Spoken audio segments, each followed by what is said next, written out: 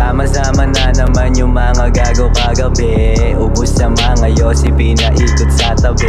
Mga alak malamig, mariwanang malagkit. Sa amin nyo lang magigit, tumawag lang kay daing mo mantik. Sibong nag-aapoy na naman habang tumatagay ng maparas na gin pomelo dito sa tabayan. Kasama ang mga tus kahit misilobed ni Masud. Kasi grupo namin ay tus kaya hindi nagpapasud.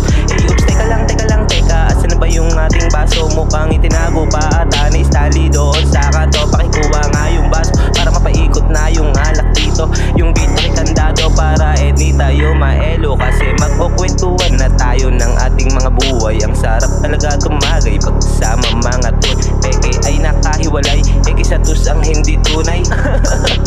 Ikaw na, Young King. Daming bitches, daming alak, lahat gusto ay tumagay. Purong gin, rocks na basta kasama tunay. Lahat sila'y mapungay, paikutin na yung tagay. Ito ay salo-salo, talo ka kapag naumay. Asan na ba si Boss Nerd nang makagkit na siya ng gulay? Para mga mata natin magsipungay. Tapos balik na muna ulit tayo sa ating tagay habang naglo-load si Nair ng gulay.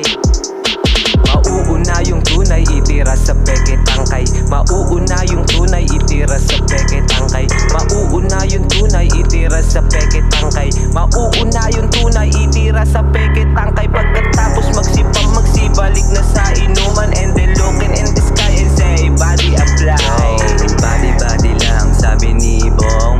Money lang, mga mata mapungay na makulay. Mga haharang pupugutan na ng sungay. Mga sumabay sa amin umandusay. Eto bakit mga fake, babaon namin sa hukay. Steady lang, di na makagalaw sa bugnatan sa momay. Yeah, welcome to my hood. Ako natitirada sa mga kalaban na ako ang nakatoka daming banta. Sa amin na gusto ka